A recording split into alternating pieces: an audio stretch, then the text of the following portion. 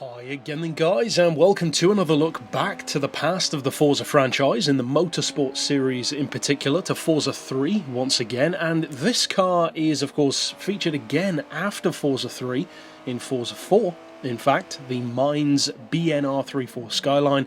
But the reason why I've chosen to review it in Forza 3 instead, because for those who don't know, I generally review a car in whichever the newest game is that features it. For obvious reasons, it makes the unicorns much more clearer from game to game, but the reason why I'm reviewing it in Forza 3 instead of Forza 4 is simply because in Forza 4 it's a literal unicorn in the game. You cannot buy it, you can only win it.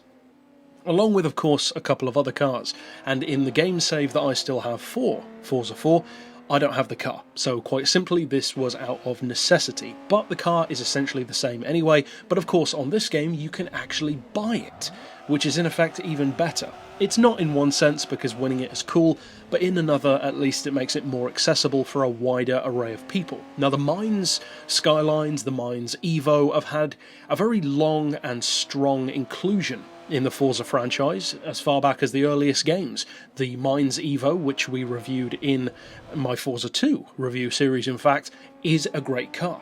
Even in Gran Turismo, the Mines cars are always a dominant force in the aftermarket scene, because unlike many aftermarket cars that are just basically showing off the parts that a company has on offer, like the Sparko Evo or various other ones like that, with Mines it's more like Tommy Kyra. They just go all in and create this, what feels like a ground-up vehicle in effect. It's not just a tuned version of an existing car, it feels almost like a new machine completely, like they've put a ton of thought into it, and they've almost made it into their version of that car rather than just a tuned edition of that car, if that makes any sense. There is a big difference between the two.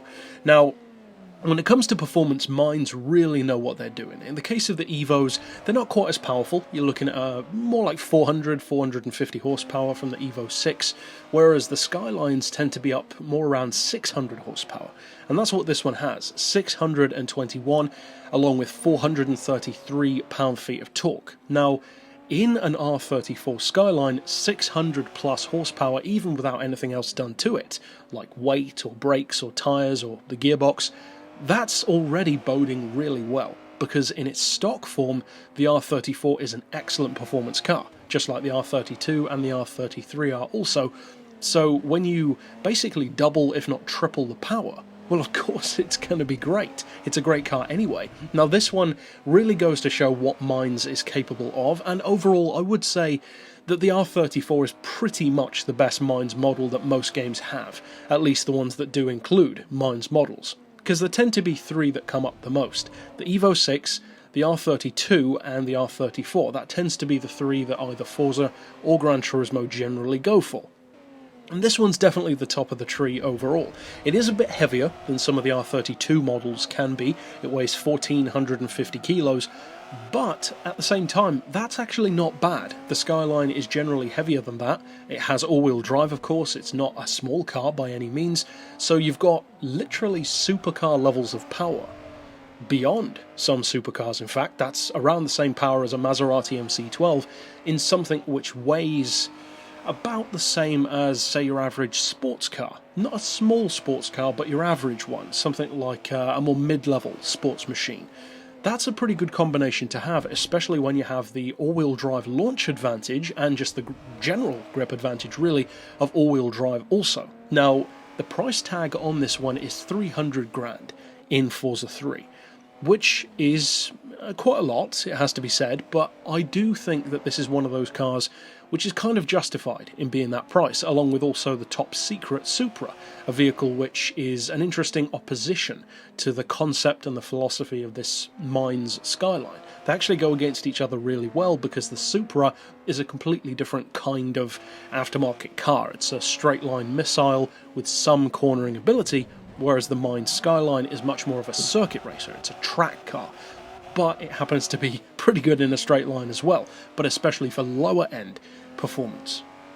Not that top end is lacking by any means though. Now as far as the category, it's not too surprisingly in the S class. It's 616 PI, so you've got a decent amount of leverage there for tuning it up within that class if you want to, and it's definitely the kind of car which, in a similar way to stuff like the Viper ACR or the Gallardo Superleggera or some Porsches like the GT3 RS, that yes, it's technically a street car, but with the right tuning and under the right circumstances, it can definitely take on, and in some cases beat, certain race cars as well. Now, I'm not saying you should try and take on like a GT1 car or an LMP.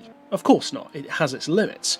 But you could take on something like, say, a touring car, or a NASCAR, or even some GT3 cars around the right track, like Le Mans for instance, and it can actually put on a really good show. This is a dominant car in the aftermarket category, and although it doesn't have anywhere near the power of, say, the top secret Supra, or even in the older games like Forza 2, it doesn't have the kind of power of the Veilside Supras or the Abflug Supra. It doesn't have that level of performance, but 621 is more than enough to make this car a force to be reckoned with.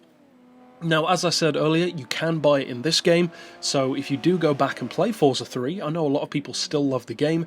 For me personally, I never liked it as much. Forza 4 to me is what Forza 3 was trying to be, whereas on this game you do have the significant advantage, at least in this case, of being able to buy the car. So it means even if you don't have Xbox Live, if you don't win the unicorn cars, because some people just never have that chance in Forza 4, then at least you can just buy this car and straight up enjoy it in the traditional sense in Forza 3. So if you don't have the car in Forza 4, it's definitely, I would say, worth going back, if you are a fan of the Skyline, to check this one out in the third game. Performance is great, the handling is great. It basically carries over all of the handling ability of a standard R34, which is already good, but it's a little bit looser, a little bit more tail happy, but in a good way. The brakes are a little bit more powerful, and of course the power is far, far higher. So overall, definitely worth checking out. Mine's models are, regardless of personal opinion, for instance, I'm not a super fan of them, but I am a fan of what they're capable of. And this car is capable of a whole lot. So definitely worth checking out in the third game. And that's it for this pick. So of course, I'll see you guys next time. And for now, as always, thanks for watching.